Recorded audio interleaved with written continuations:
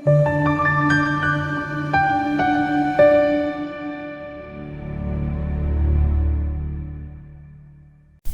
ukukhuluma nawe kwi-channel kaMokuphasoning, i-channel yomfriki okubalulekile nokufanele ukusubscribe nokulike.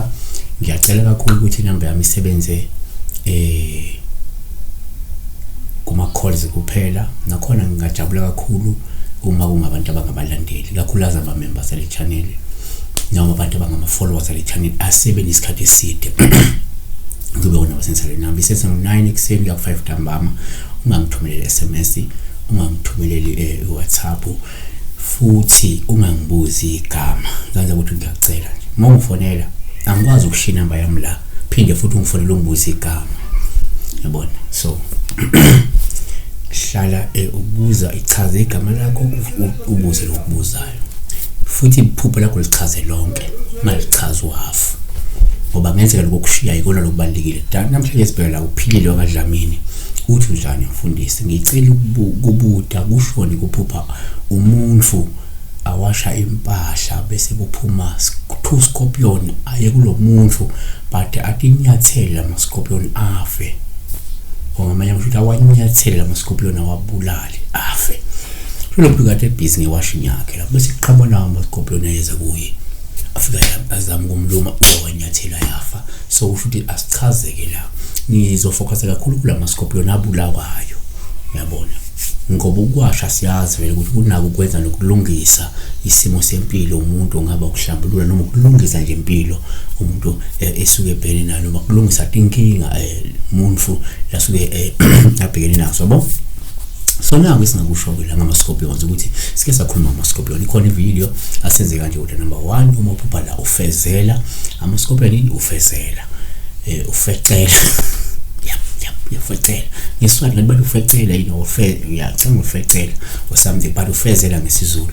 Number 1 uma uphupha la ufezela kupha usithalele ngoluhle uma ubulala ufezela, ngoba lokho kusho ukuthi usukuzonqoba noma uzozihlula zonke izitha ebesifuna ukukhaphela.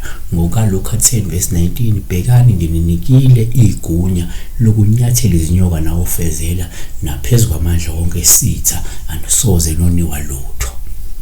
2 kuyenzeka futhi ngesikhathi ukufezela sithathe njengophawu luhluma ukubulala olungasho ukuthi uzokwazi ukuhlakaza noma ukuqeda amandla izitha ezihlangene ngawe.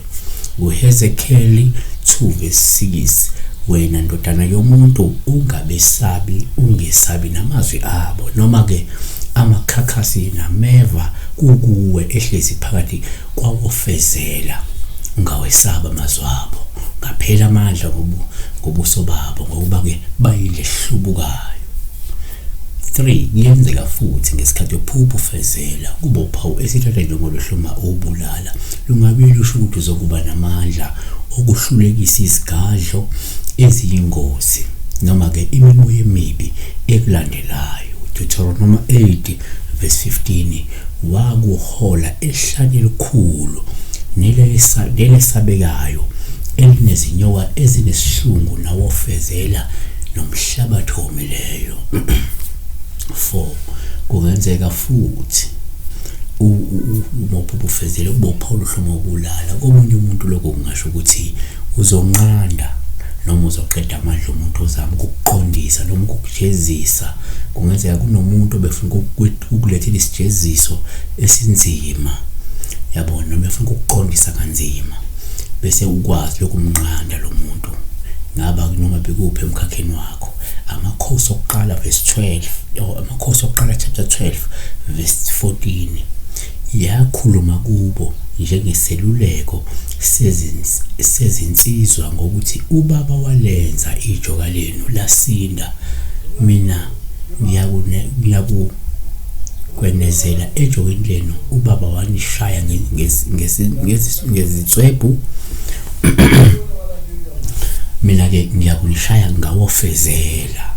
So siyabonga kakhulu besibheka uma ubulala ufezela ukuthi nange singakusho ngobulawa kofezela uma ekholo nolwazi oluhlukile kunalolu. Siyabonga amalengeza naye abatshela abanye abantu. Subscribe, like, become a member, nikela kwi-channel ikhona account number, inamba isebenze kuphela kakhulu. Singathokoza uma abantu bangabalandeli bale channel. kungabantu abalandela i-channel, kungabantu ababuka la mavidiyo, hayi omunye umuntu. Siyabonga. Kuleka